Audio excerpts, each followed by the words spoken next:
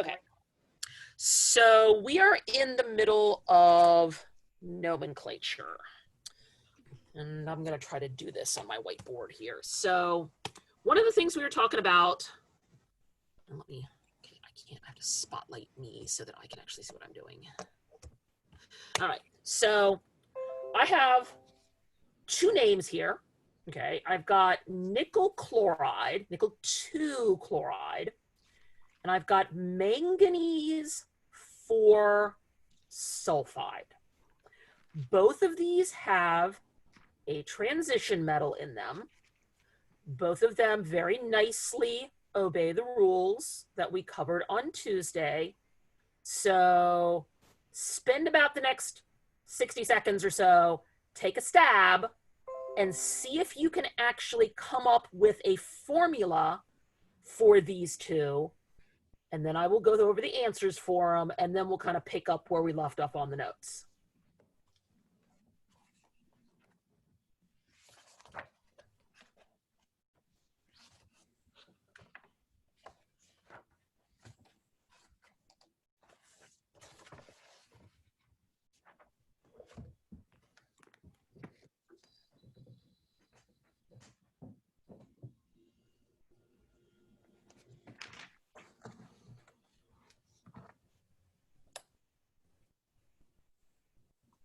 Nickel is NI abbreviation, right?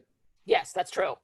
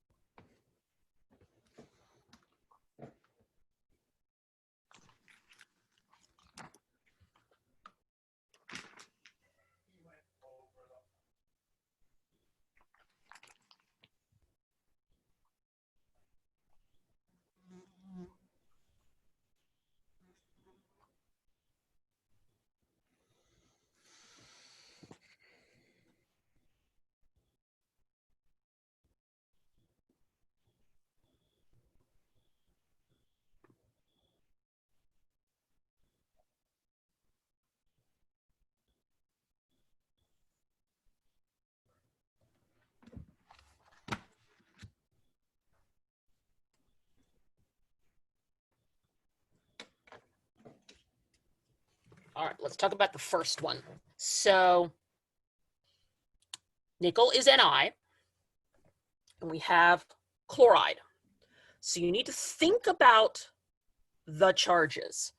We know from the given name that this is actually the +2 version of nickel, because nickel actually comes in a +5 version too. Then we need to look at the second half of the name here. We're looking at chloride. Now, chloride is one of the halogens.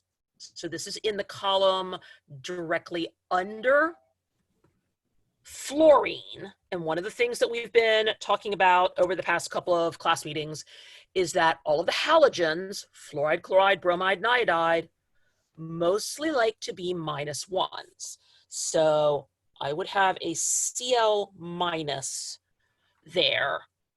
And now I have to think about neutrality. If my nickel is +2, if I were to only use a single atom of chloride, I'd have a leftover positive, because I'd have 2 positives and 1 negative, and one of those positives would not have been canceled out. So in order to make this be the appropriate formula, it should look like this.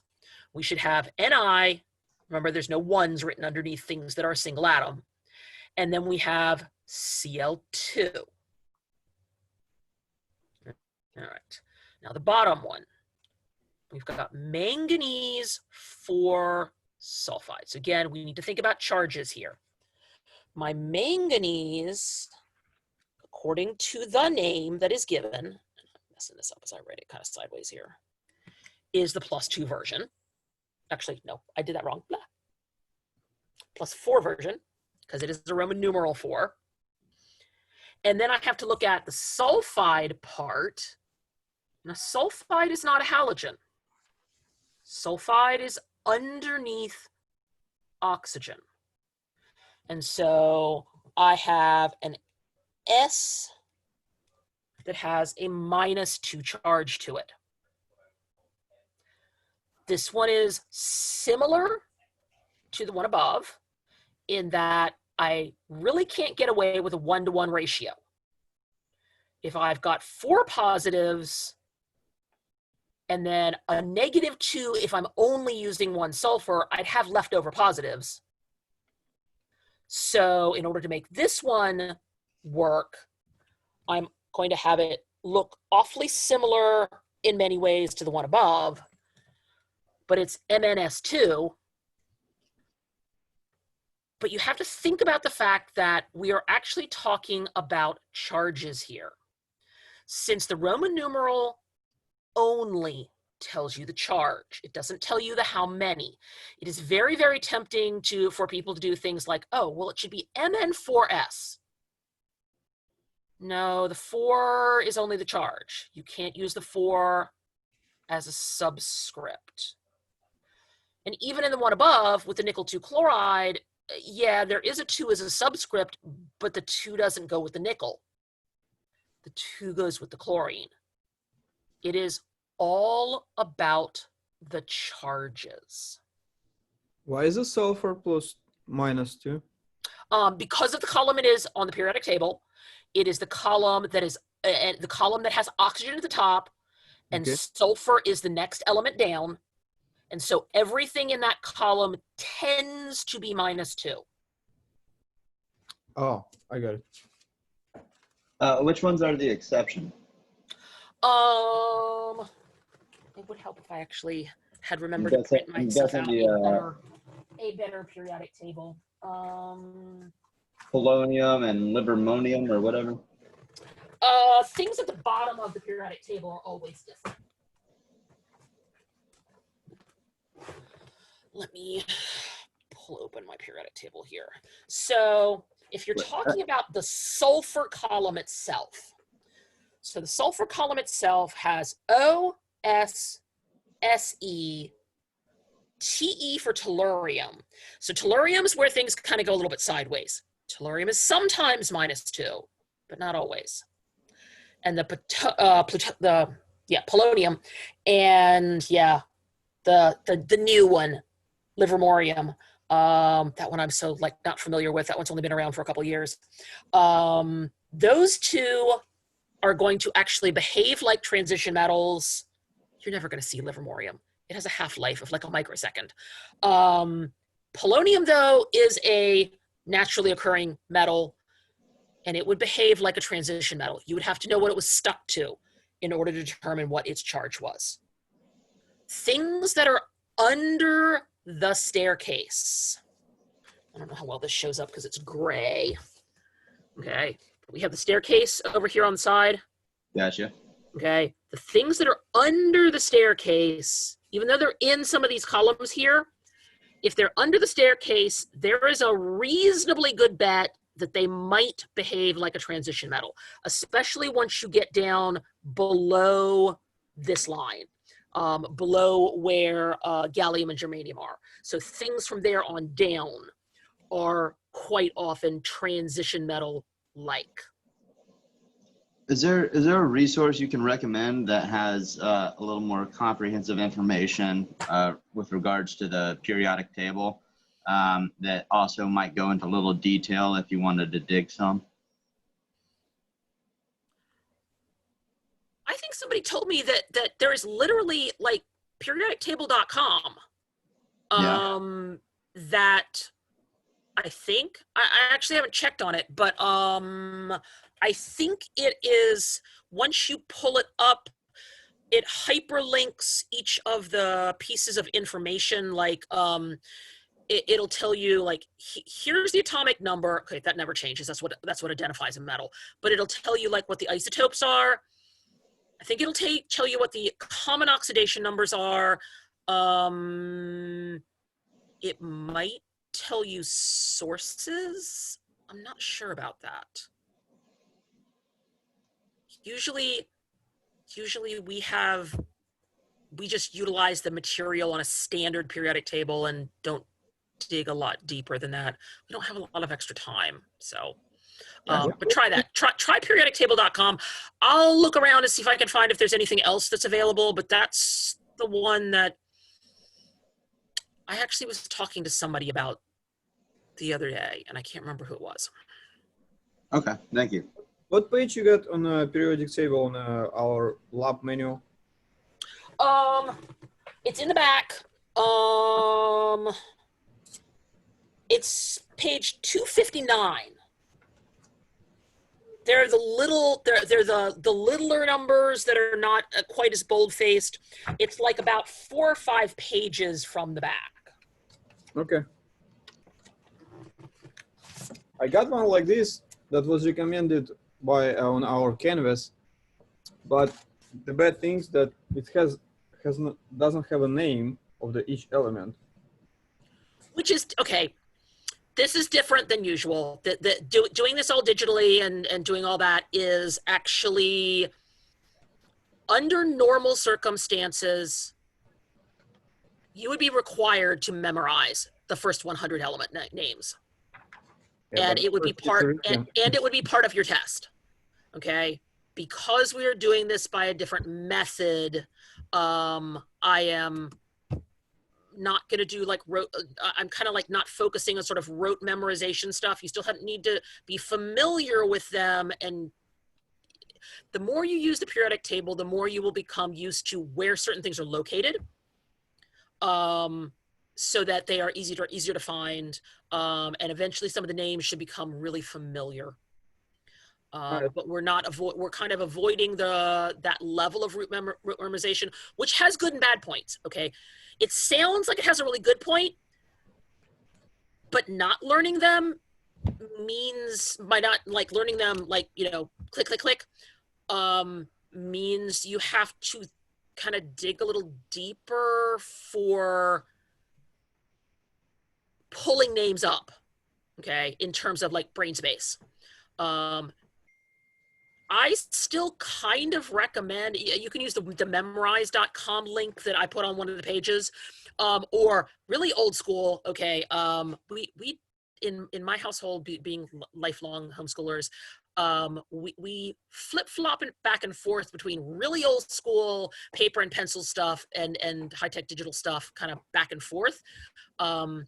My usual recommendation to students is invest $1 in a pack of index cards and put the symbol of the first 100, the ones after 100 don't really make any difference as far as we're concerned. Put the symbol on the front, put the name on the back, and you can have girlfriend, boyfriend, spouse, kid who can actually read, hold them up, and you can like drill yourself through it, and becoming really, really familiar with those names is an incredibly helpful method. Knowing, being able to not have to think really hard. Think about like, okay, when you're in your elementary school, people go, you have to learn your times tables.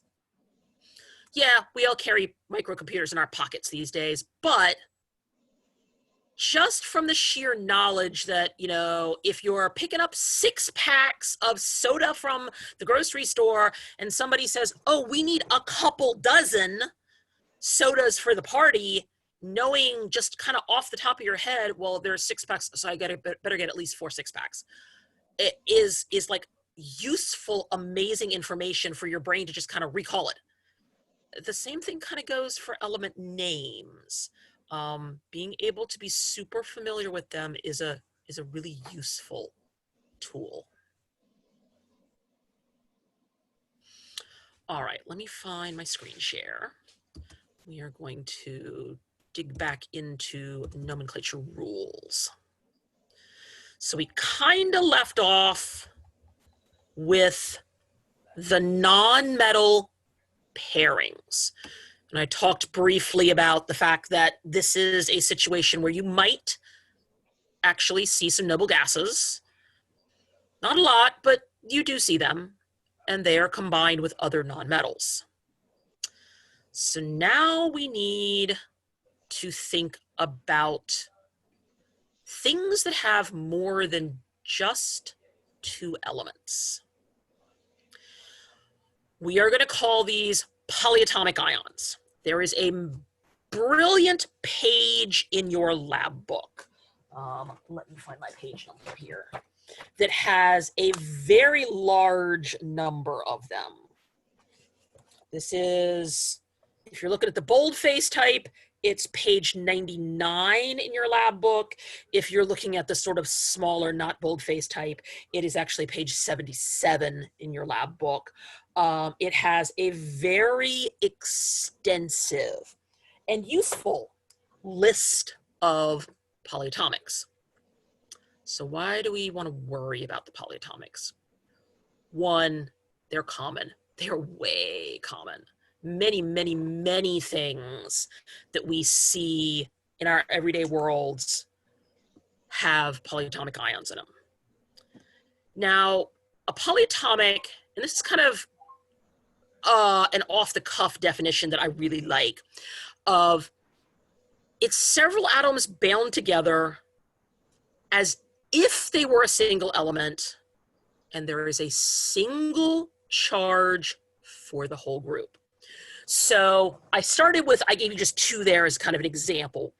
There is also, I believe I have the page number cited correct there. I believe it is page 62. Maybe I need to check that too.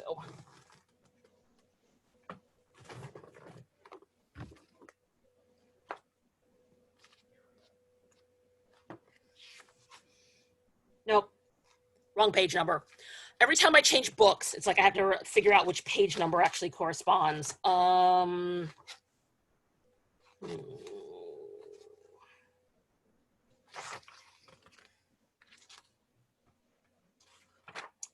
right. Know that there is a really nice polyatomic table in your textbook. All right, most of it is on page 100, lapping over into page 101. That gives you a relatively a duplication in a slightly different organization pattern of the stuff that's also in your lab book. So you can use your lab book, or you can use page 100 and 101 in your textbook. They both have basically overlapping information. The lab book has a few extra ones which are not, I think, shown in the textbook.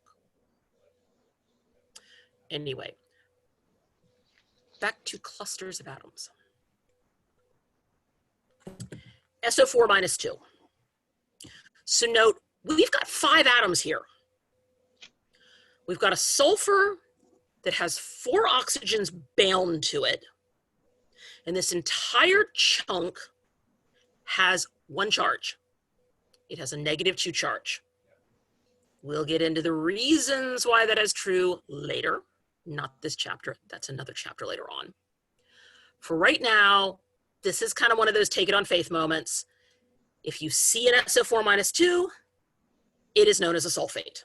So one word, sulfate, ATE endings. We'll get here in just a moment to a little bit more to the why about the ATEs versus the ITEs. Here's another one, OH minus. So an oxygen bound to a hydrogen, and it's known as the hydroxide. Hydroxide is, for instance, the main component of drain cleaner. Drain cleaner is usually sodium hydroxide. Oven cleaner is usually potassium hydroxide. Again, this is a little different than sort of more traditional methods of teaching this. Even if you don't commit them to memory, you need to be really familiar with about 3 dozen of the polyatomics, because those are the 3 dozen, the ones that are, especially the ones that are in your lab book, page 100 and 101. Those are the ones you are going to see this chapter, next chapter. We kind of ignore them a little bit when we get to thermochem, but not entirely. And then they pop up again when we get to molecular geometry. So yeah, you're going to see a lot of them over the course of the semester. So one of the things, excuse me? Quick question. So looking at these, is it safe to say that with binary compounds, you're going to have a neutral charge generally when you're naming your compounds. Like, it kind of seems that when we name them and join the compounds together, they end up being neutral. Is it different with polyatomic ions where the key phrase there is ions. These are incomplete molecules. They are molecule. This is like, for the most part, this is the back end of a molecule. Once we combine it with a front end, then you still have to obey the everything needs to be neutral when you're done. Okay, so these don't exist independently in nature. They're they would in a solution. If you had like a beaker full of water that had something dissolved in it, yes, the ions do swim around by themselves, but as a solid, they do not exist independently. Okay. So one of the things that's true is there are a whole bunch of these that have one or more oxygen atoms. Collectively, we call them oxyanions. Truthfully, that doesn't have a lot of application other than just a category to place them in. But it is sort of more useful to know that there are pairings and sets of 4. So the ones that are shown right there in the notes section are the ones that involve nitrogen.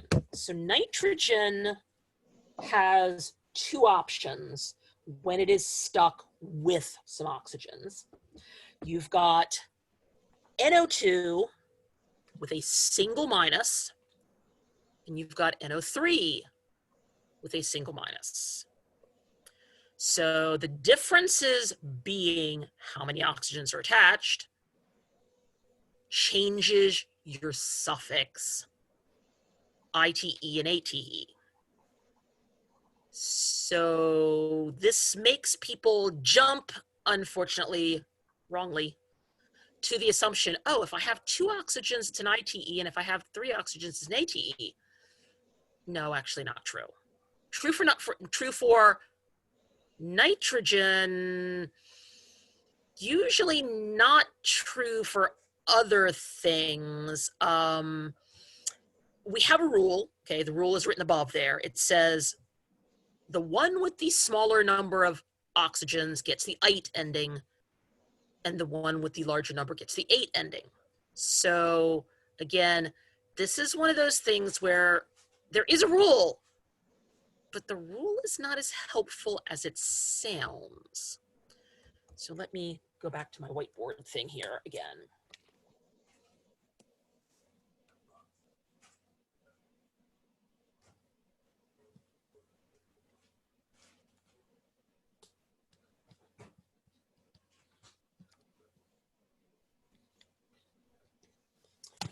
So we saw one of these before. We saw one of these a few lines up.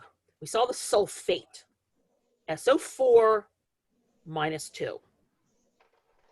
There's a sulfite, SO3 minus 2. And now you begin to maybe just a little bit grasp, just because I have 3 oxygens doesn't make it have an ATE ending. It does obey the rule, okay? The rule says the lower number of oxygens gives you the ITE. So it does obey the rule. It's just less straightforward than it sounds. Now, halogens, remember back to the halogens, fluorine, chlorine, bromine, and iodine, tend to behave awfully similarly. And I picked on the chlorine ones, but you can do this with any of them, any of the 4 of them. Halogens make 4 sets of 4. So we're going to take the ite and the 8, and we're going to kind of sandwich it in the middle of the 4. And then we're going to use some prefixes too.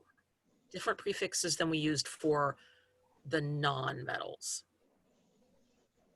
We've got hypo, Okay. Latin to the rescue again. Hypo means under, as in hypodermic needle, under your skin. Per means over or excess. So we can use those to construct what we'll call it kind of a pattern out of our polyatomics that have halogens. Hypo, ite. The ite and the ate are in the middle, and then per ate. So if we look at chlorine, hypochlorite, read the back of your bleach bottle sometime. It says contains sodium hypochlorite, NaOCl. Then we've got chlorite and chlorate. So this kind of actually goes back to resembling the nitrite and the nitrate a little bit, because we've got 2 oxygens and 3 oxygens. So we're kind of re-embracing that a little bit. And then you've got a 4, ClO4 minus, and that one's perchlorate. So all of these are pattern-based. Again, a lot of this requires kind of usage. Doing homework problems, doing the dry lab too, is a way to kind of get used to the idea of certain things that have these names should look certain ways. We have to stick them together. Like I said, they don't usually occur independently with nothing on the front. We're still shooting for neutral atoms here. Quick question. Why bother going through so much different nomenclature when you can just specify the difference in properties with stating the ionic charge? I'm not sure I understand. So if you know these are different because of, well, either the number of atoms that are involved as far as oxygen, you understand the difference between let's say hypochlorite, it's ClO, and then ClO2, ClO3. I mean, if they all have different properties, I mean, I know it seems a little strange to go through all the iterations with different names. It just seems to confuse the matter. I didn't invent this. If you want to, chemistry requires nomenclature, because in other ways you also have to be able to go back and forth. If you read a paper, and the paper is dealing with more than one, papers as in journal articles. If you're reading journal articles that have references to more than one version of the same ion, they often will not use symbols throughout the entirety of the paper because it's not the tradition, not the norm. In fact, it also contributes to the fact that this is also what is known as the IUPAC system. It has to be internationally translatable. So you have to have words that are consistent across all languages. So it's a matter of form over function. I don't know. I cannot imagine a world, I cannot imagine any flavor of chemistry that does not utilize words as much as it uses, at least as much as it uses the formulas. Okay. Yeah, I'm sorry, but you don't get around it, okay? You have to learn how to utilize them because they don't go away. Okay. Just got to wrap my brain around it. Yeah, no, it's hard. Nomenclature makes a lot of people crazy, okay? It is not an easy thing. It really, truly is like learning the rules for a language, of which English is a stellarly bad example, okay? You know, like tough and rough and through are all spelled the same way, just, yeah. English is worse than, English is worse than many languages in terms of things that it does badly. English is a difficult language. It can be obtained, or it can be perceived through tough, thorough thought, though. Yeah. my kid in the background. So let's look at some not binary molecules here. All of these contain 3 elements. We've got calcium, and if you have multiples of a polyatomic, in this case, the first one is the hydroxide. You have 2 hydroxides. It is traditional to put parentheses around the polyatomic so that you know which thing you have multiples of. And we're going to call this calcium hydroxide. We're still using the name of the element as the first word. And the first 2 examples there are showing you ones that are not transition metals. We've got calcium, we've got sodium. They don't need a Roman numeral. Iron, on the other hand, yeah, we're back to transition metals again. And we've got that stock system, also known as the Roman numeral system. And we have the old system. We've got calcium hydroxide, sodium phosphate. Sodium phosphite is something different. For the FeSO4, when we were looking earlier in the notes, we looked at iron with sulfide attached to it. And there's iron 2 sulfide and there's iron 3 sulfide. But this is a polyatomic, so we have iron sulfate. There is also an iron sulfite. All of these things have different uses. Somebody actually asked me about this. Somebody actually asked me about this in email earlier this week about the whole peroxide thing. Now, peroxides are weird. Peroxides are not common except the one that you can buy in the drugstore, hydrogen peroxide. You would think that since we keep saying oxygens are -2, that a peroxide should be -4. There's a little more going on here. We have not gotten to this yet, but let me drop a few words that will come back again later. Ionic bonding, polar bonding, and covalent bonding. So the bond that holds those 2 oxygens together in a peroxide is a covalent bond. And it allows a different form of sharing and less stealing than traditional individual atoms of oxygen. You also only get to use peroxides if you stick it to a molecule, or if you stick it to a front end from the first column. Hydrogen, sodium, rubidium, potassium, cesium, all of those can potentially give you peroxides, but if you jump over to the next column, there's no such thing as calcium peroxide. You can't have magnesium peroxide. Once you leave the alkali metals column, then you go back to dioxides, which do actually have a -4 charge because it's 2 complete oxygens atoms that are separate. It's a variant on the rule. So the last segment here involves acids. Acids have their own set of rules, which are tied into the polyatomic idea, which is part of why we do them last. An acid, this semester, is something that when you drop it in water, releases a hydrogen ion.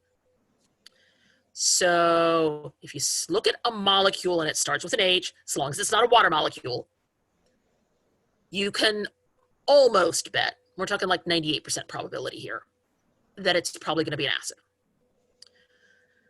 So the rules now begin for this. You have to ask the question of, when I'm looking at that molecule, does it contain oxygen? If it doesn't, we have the ic ending that we were using with other things like ferrous and ferric. It kind of carries over for a different usage here.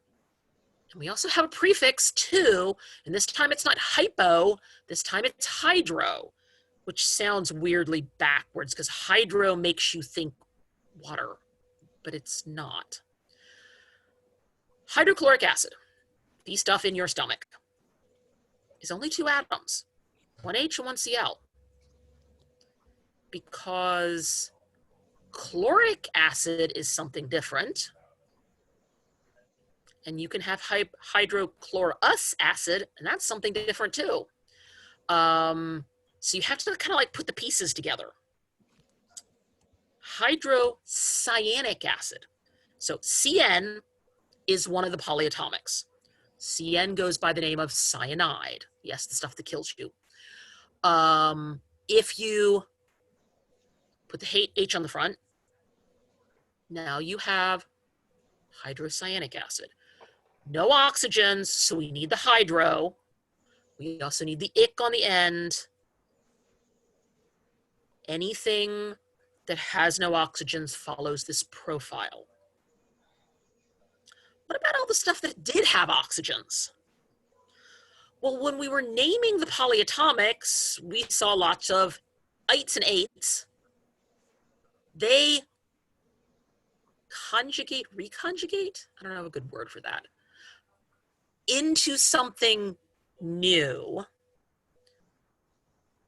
Anything that ended in ITE before it was an acid becomes OUS.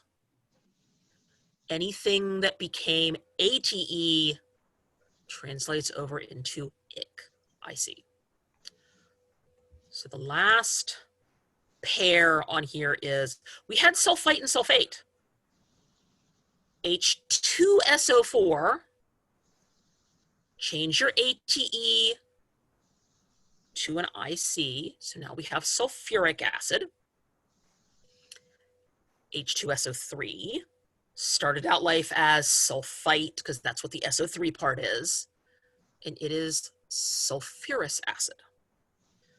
Okay, back to functionality then for a minute. And I watch way too much CSI and related types of things. If you want to dissolve a body, sulfuric acid would be a good choice. If you want to be able to stick your finger in it and maybe only have it sting very mildly, you could choose sulfurous acid. Sulfurous acid is really wimpy. Sulfuric acid is kind of nasty, especially when it's concentrated.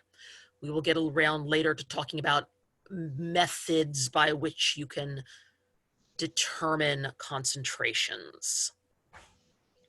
I thought you were about to say methods by which you can dispose of bodies. Oh, that too. There are plenty of ways to do that. Let me pick on my kind of squiggly whiteboard again here and show you another pairing here. So we saw nitrite and nitrate as polyatomics.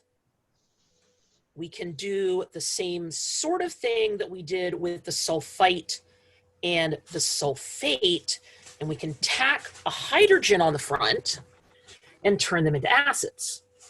So nitric acid, the much more powerful version of them, is HNO3. Nitrous acid is HNO2. Nitric acid will actually very literally dissolve a penny. Okay, and I kind of actually wish we were doing that lab this semester, but that's one of the dry lab ones. We don't dissolve pennies, we dissolve copper wire. Eventually, after I film it happening, I will be posting a video for the labs, or if you have Dr. McHugh, I don't know if I don't know if he's doing the filming or I'm doing the filming, but we will post a video of this happening that kind of shows it in action. But you can use nitric acid in its concentrated form to dissolve metal. There are such things known as aqua regia, which is a combination of nitric and sulfuric that will dissolve almost any metal. So there are some really fascinating uses for some of these things. Also on the industrial level, for things that are used to solubilize metals in order to later use them for other purposes. So we have all these different rules here. So let me erase my little funky board here. This is the end of this chapter. I want to give you a couple more examples here. One of the things that we have learned kind of as a department over the past is, in terms of nomenclature, people have more difficulty starting with the name and going back to the formula, it would appear, than going in what we sometimes refer to as the forward direction, starting with the formula and coming up with the name. So I want to give you a couple of additional examples here. Actually, maybe, I don't know if I can use the digital whiteboard to do this. That might make it more, okay, there's whiteboard. Share screen, whiteboard. I don't know if I can get this to give me subscripts and all the way I would like it to. If we did, let's do this.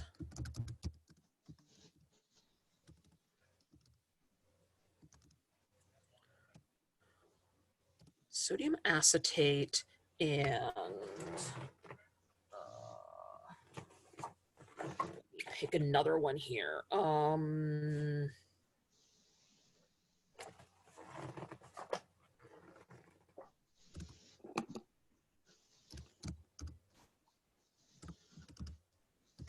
Cobalt 3 dichromate. Oops, I left out the H in my chromate. Cobalt 3 dichromate. And hypofluoric, I don't know if I spelled fluoric right. All right. So now we'll see if I can actually get this thing to cooperate in terms of, I don't know if it'll let me show subscripts or not. Maybe not. I'm frustrated. Let me try this a different way, okay? Because I want to be able to show you subscripts, and I'm wondering if I can pull it up as a Word document and show it that way, because that way I can actually show you where the subscripts and all are.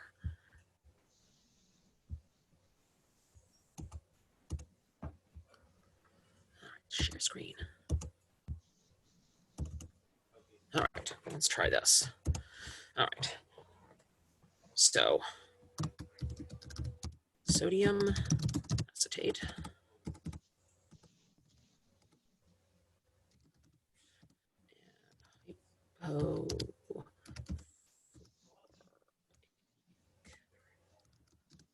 Acid. And cobalt 3 di. All right, so let's have a look at the first one. So in going back the other way, starting with the names, this involves worrying about your charges.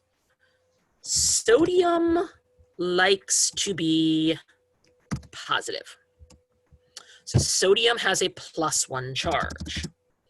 And then you would need your polyatomic table.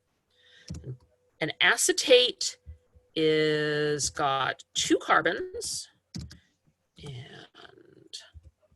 3 hydrogens and 2 oxygens, and it has a single negative charge. How do you determine that prefix of ACE? That's the name of it. C2H3O2 is known as acetate. Okay. Okay. Each and every polyatomic has its own unique name for the group of elements that it designates. It also has its own charge. So if you look up acetate, it will say C2H3O2 minus. So it's predetermined, no figuring there. Yeah, that's true. Okay. All right, so we're going to turn this into a molecule. Look at your charges. You have a single sodium plus, and nicely, I have a single negative. I'm going to do NaC2. Oops, I'm going to undo that. H3O2.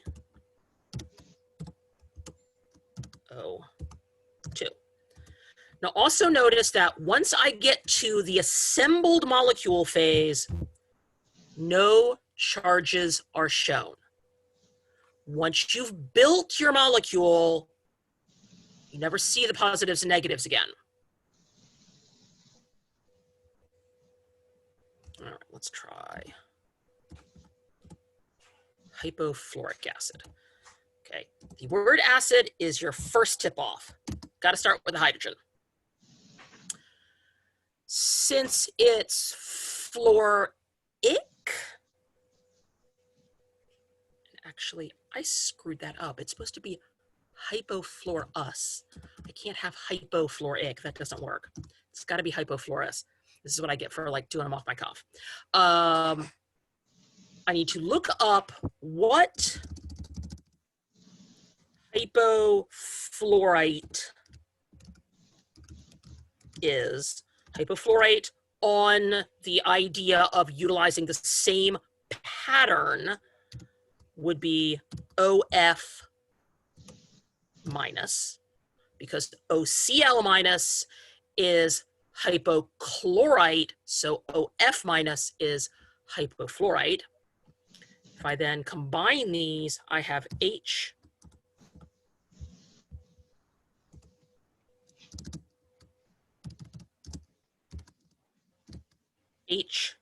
HOF, which doesn't actually look obviously like an acid, but it fits all the criteria. It starts with a hydrogen. It has a negative ion attached to it. If you dropped this in water, of which would usually be indicated by putting a little AQ in little subscript parentheses beside it. We'll talk more about that later. This is actually an acid. Hypofluorous acid is not a common thing. HF by itself, okay, if you had HF with no oxygen involved, okay, you'd have hydro, because no oxygens. And this would be hydrofluoric acid. This is what is used to etch glass. In fact, if you get it on your skin, it will keep eating until it hits bone. The only way you can neutralize hydrofluoric acid is with calcium. I have a colleague who actually lives on the West Coast now, who is an environmental scientist, environmental chemist. He was dissolving samples of iron ore in hydrofluoric acid to do X-ray diffraction work, and he spilled the beaker that he was doing it in. His comment was, "I've never been naked so fast in my life." He actually used the shower, the safety shower in his lab to make sure that nothing actually like reached his skin. because it's nasty stuff. I think they use it in Fight Club. You know? Could be. And they didn't put the water on it, and they use some kind of chemical to. No, that's lye. You're thinking of lye. So just a practical question, that acid hits your skin. I mean, doesn't the material it react with change its nature? Does it no longer become hydrofluoric acid? Well, as it reacts, if you're talking about clothing, Well, anything. I mean, wouldn't any other additional compounds or molecules? it only, a single drop would have, I don't know, I can't think of a word easily for more than like trillions of molecules, even in a single drop. So every single one of those molecules is potentially available for a reaction, and yes, it would continue to react down, but because it is so powerful, it usually eats as it goes down. It like keeps on, yes, it keeps reacting, but eventually you would run out of molecules to react. But would you run out of molecules to react before you actually eat through skin, into muscle, and down to bone? Probably not. Is debatable. It is Okay. nasty, nasty stuff. All right. Cobalt 3 dichromate. So back to dissecting your name here. It says cobalt 3, so I have at least one atom of cobalt plus 3. Now, dichromate is a polyatomic. Dichromate is a somewhat large polyatomic that has 2 chromium atoms, 7 oxygens, and it has a charge of -2. I now hit my mismatch. I have an even and an odd. I need a way to make them match. So I'm going to shoot for that +6 -6 again. I am going to end up with 2 atoms of cobalt, because that would give me a +3 and another +3. But I am also then going to put my dichromate in parentheses so that I can put another subscript on the outside. In order to get 6 negatives, I need 3 chunks of dichromate. This is a messy looking molecule, but I kind of picked on this one because it is messy. Each time you're working through this, you need to look at what you've been given, figure out what the charges are, because charges are a key function to assembling these correctly. If you only used 1 cobalt atom and 1 chunk of dichromate, okay, superficially it looks like it matches, but it's not the right amount of each one. So this is why you have to keep track of your charges. Like it really is a language, okay? You are conjugating your verbs, okay? You're making sure that things change into often different suffixes and occasionally different prefixes. You are matching nouns, cations, with appropriate numbers of anions, okay? In English language, you don't say he are, okay? Not unless you're texting somebody. You say he is, because he is a singular, is a singular. Consequently, you also, according to English grammar rules, don't say we is. because again, you have a mismatch of plural versus singular. So those rules kind of sort of translate into a way to make sure that the positive portion matches with your negative portion. Can you walk through the math on that? I'm trying to figure that one out. All right. On the cobalt one, so let me write another cobalt underneath it. Okay, let me go over here to the end. And all right, so I have one cobalt already, and I'm going to add a second cobalt atom so that that part there then gives me, oops, why did it do that to me? +6 on the cation end of things. Okay. And then over here, since I want to have the same number negatives, but they're same number of them, so I can do, we'll see if it'll let me cut and paste this without giving me a fit here. Oops, let's try that again. There, okay, and then I have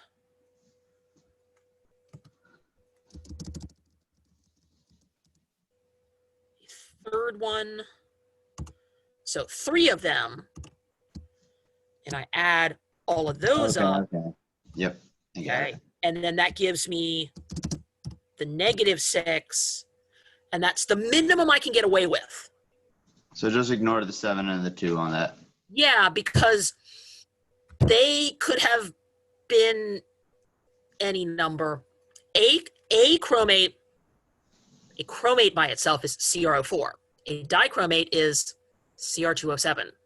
Like I said, each polyatomic has a name and a charge. Even if you think it looks like a really weird charge compared to where things are on the periodic table. There's a certain amount of, like I said, we're kind of not really doing the memory thing the same way that I normally recommend doing memory, but you still might want to go back and look at the memorize thing. Let me see if I can share. Well, actually, I think I turned off my. If you're gonna have something like this on our tests, you're gonna give us the charge. Is it No. -2? Well, in the Roman numeral, yes. Okay. Let me see if I can pull up. Actually, let's see if I can pull up my link here. All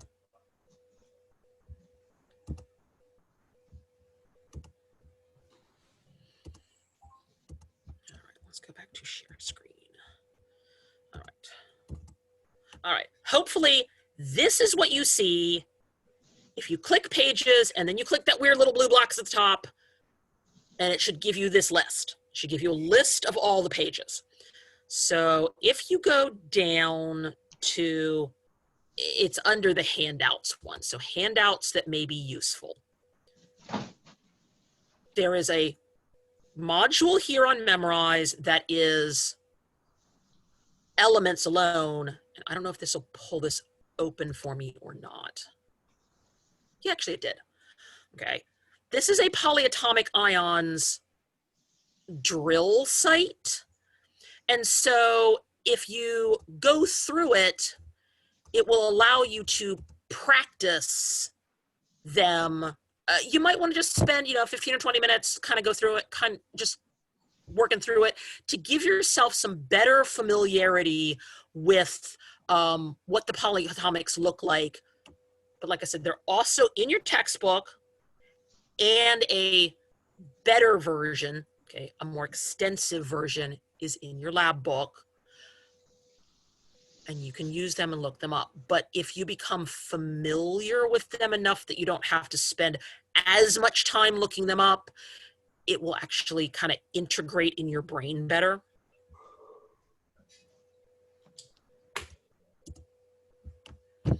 May I ask? Yes. May I ask another question concerning that cobalt and Dichromate. dichromate? Apologies. Would you be able to distribute the 3 on the outside of the parentheses over the other 2 elements? So there's a 2 and a 7, and now you have a 3 on the outside of the parentheses. Could you write it No, with it distributed? Okay. no. It does not mean the same thing. Writing it with the parentheses intact is used for all versions except empirical formulas. If you were to distribute it like you're doing a math problem, like you're doing an algebra problem, that gives you entirely different information that only has a single use. The only use for that is empirical formulas, which is about a chapter-ish from now. Because it's written with the parentheses, this is how you know when you're looking at it that that particular number of carbons or chromiums and oxygens is actually a dichromate and is not an actual regular chromate. You have to leave it written in the form in which it's designated. Otherwise, it means something different. Okay.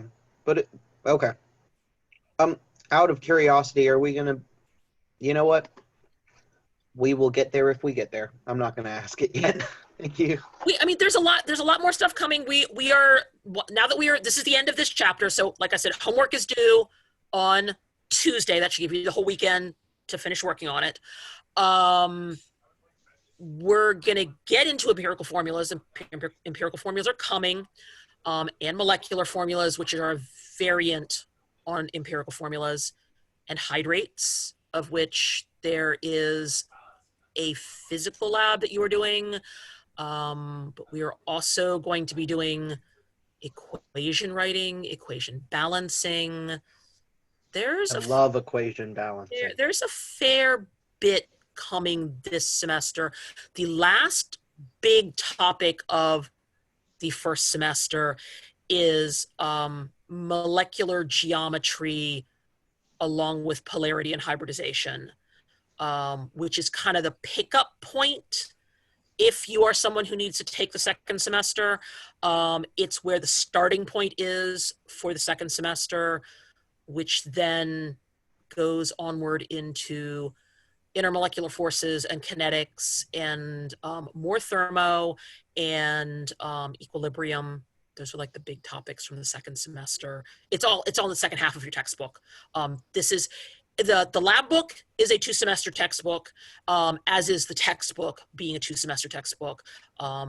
If you buy one and you need to take the other one, it's not like you're gonna have to buy another textbook. We continue to use the same one for both semesters. I got a quick question. Can you hear me? Yes. Okay. Now, I was looking when you were done the cobalt, the chromate. Mm-hmm. Okay, I know where you got when you broke it down, right? You got the CR, and then you got oxygen. The oxygen has a negative two charge. I can see that because that's going across. Only when it's by itself. But yeah, but when you broke it down, but when I go in here to the chromium, you gave it a negative, you gave it a +3, and I'm confused because I just thought that I thought it went the charges went straight across from hydrogen all the way to helium, which is a 0.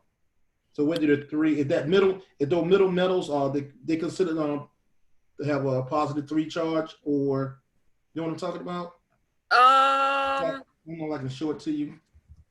I mean, if I look at this again, the CR207, that entire chunk, it could be labeled Fred, okay?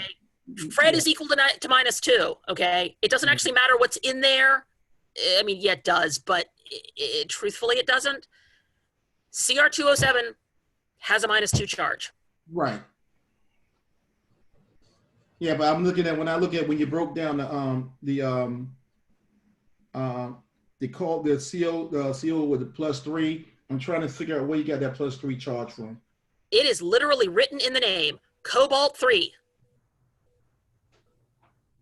Okay. Here where it has a Roman numeral 3 in between the two words, Oh. it told you Yeah. which Sorry. version of Cobalt you had. Okay. Yeah, you did. I'm sorry. I see it now.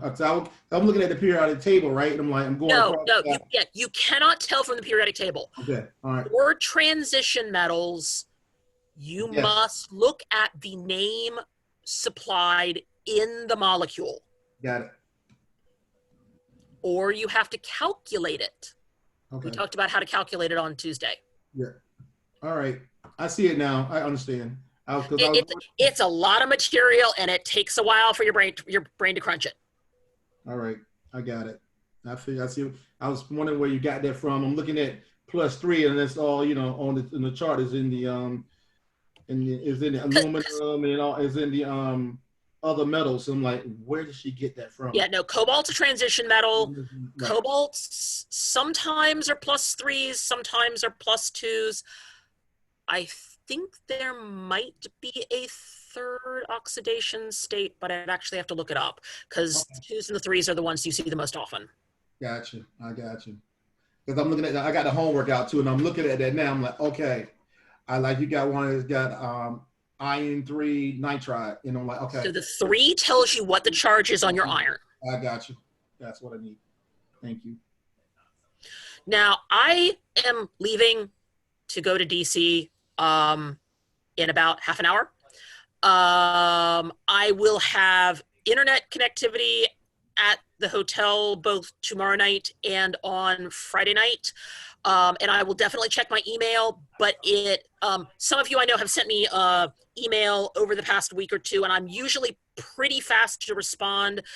It will be slower for the next 2 days. I will be back home on Saturday evening. But so the rest of tonight, pretty much during the day tomorrow and during the day on Saturday, I won't be really good at getting back to you fast if you have questions about homework and such, because I will be on the road. I have to go see my hematologist, yay, who's in Greenbelt, and my father, who is in an assisted living facility in Frederick, Maryland. He is 92. Great. That's a blessing. So I try to see him every time I drive north. So that's one of the things on my to-do list. All right. All right. Other questions about nomenclature then? No, ma'am. I don't want to get into the next chapter tonight. The next chapter will start on Tuesday. But also keep this in mind. So homework is due on Tuesday. I will probably grade it on Wednesday, post all the grades, and post the answer key.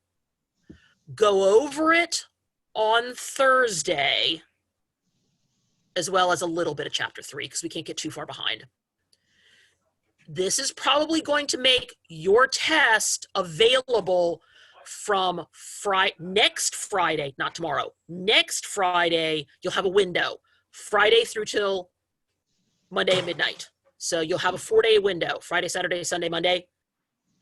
There will be a 4-hour time limit on the test. You need a Respondus browser, or what do they call it? Respondus lockdown browser. You can use your textbook, you can use your lab book, you can use your periodic table, you can use your calculator, not each other. You're not supposed to surf. This is what the purpose of the lockdown browser is for. There are 40, I can't remember. It took me so long to type this test. There are either 46 or 47 questions. Not all of them are equally weighted. Okay, some of them are 1.1, some of them are 2.1s. There's a couple of nasty ones that are worth 4 or 5 points. And it tells you beside the problems what each one is worth. But keep in mind, your first test is coming relatively soon. So spend some time trying to absorb all this information because the test is approaching. Real quick question. Mm-hmm. The 4 hours. So if we have to sit down once we start the test, do we got to do the whole 4 hours once we start it, or can we? Yes. Once the clock starts, it does not stop. Oh, okay. It will lock you out of the system. I'm not going to give you unlimited time. Okay, this is again me trying to cope. This is one of the things that the department is doing in terms of trying to cope with the fact that we have to do online tests. Is we give more time than we would give for a test in class. Okay, a test in class is usually an hour and 15 minutes. So we're giving more time than that, but then you also have the discretion. You could start it when you get home from work at 6 o'clock. You could start it at 3 o'clock in the morning, but you get 4 continuous hours and then it locks the system. Okay. So think about that.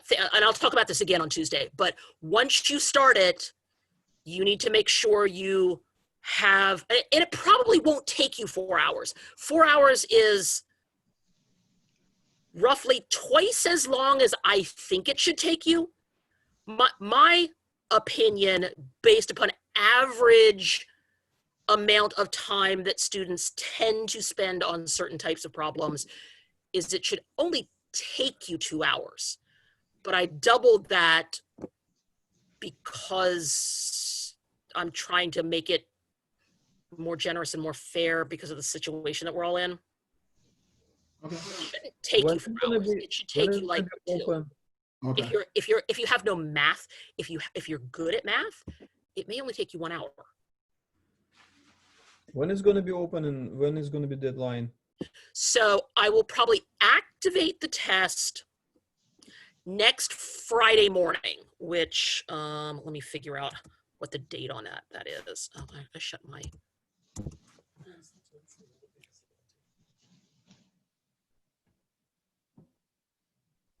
So I think it's, yeah, the 17th, no, the 18th, the 18th. So it will turn on in the morning.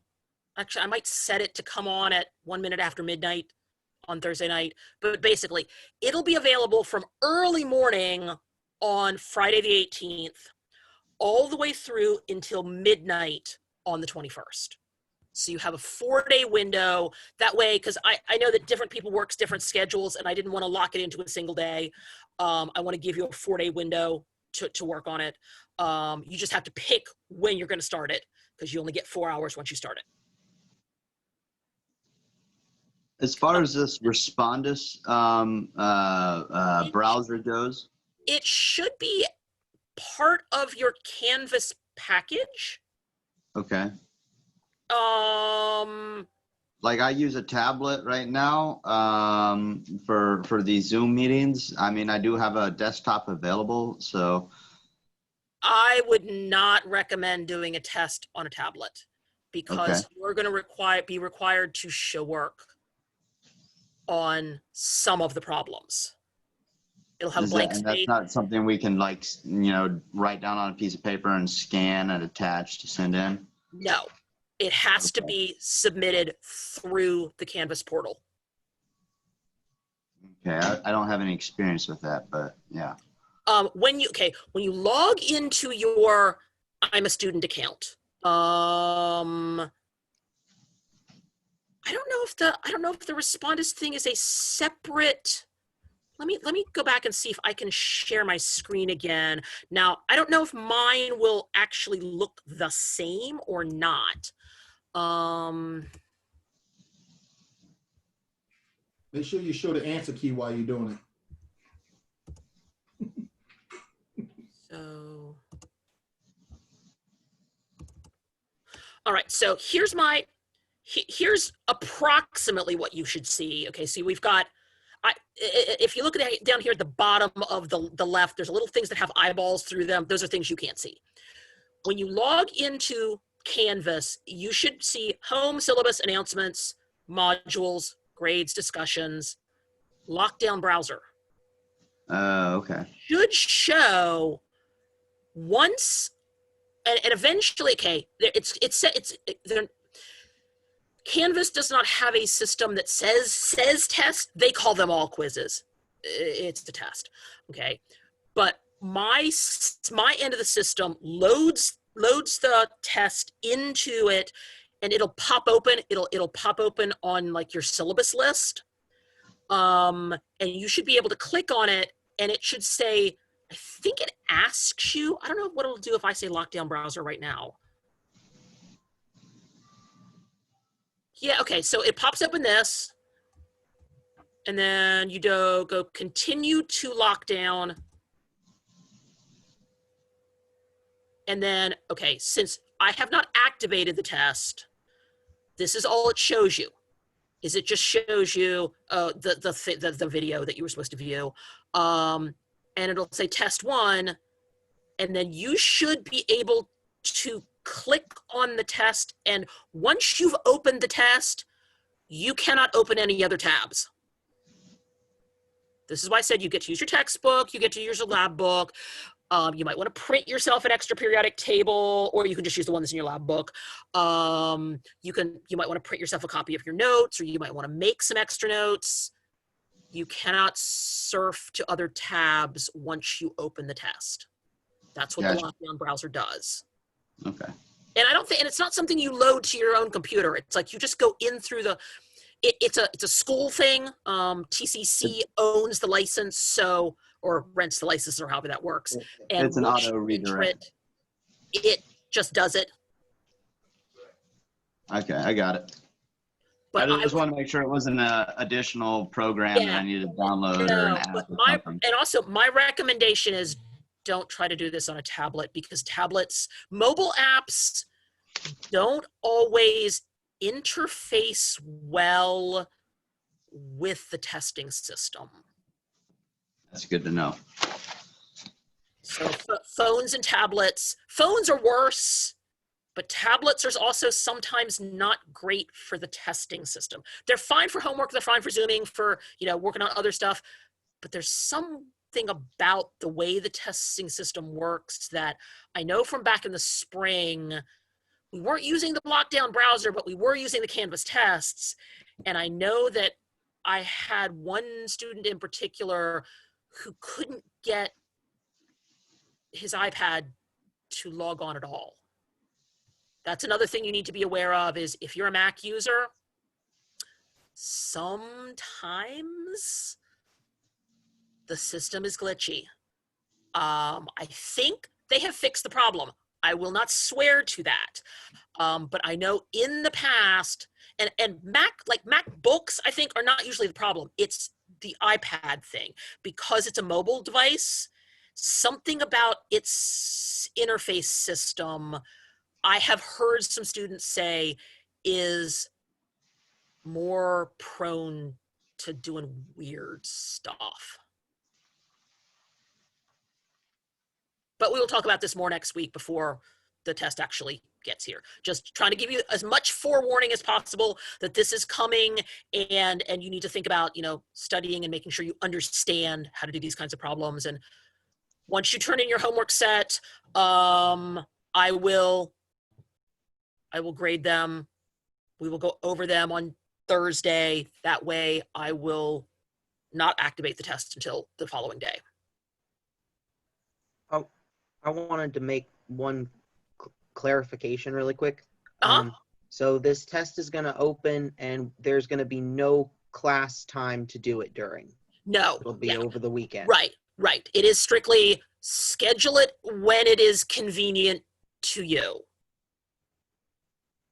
Because we are actually proceeding slightly slower than the by about maybe 10 or 15%. Like, for instance, we finished chapter 2 tonight, but if we were actually doing this face-to-face, I would have gone ahead and we would have started chapter 3 just so we don't get behind, because we have to allow for in-class time for tests.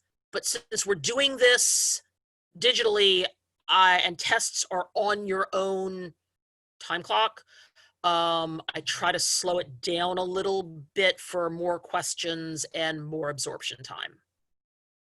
But that also gives you the flexibility of, you don't have to show up at 5:30 on a Tuesday or Thursday to take the test.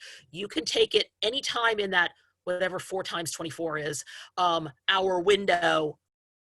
You can just sit down and do it whenever is most convenient for you. Yeah, there's a time limit, and there's a fixed number of days, but it gives you a lot more flexibility as to when you want to take it.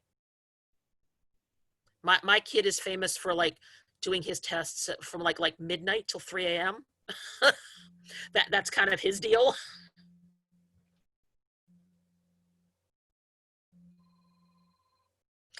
And I have somebody calling me, so unless there's any more questions, I gotta go. Sounds good to me. All right. See you guys.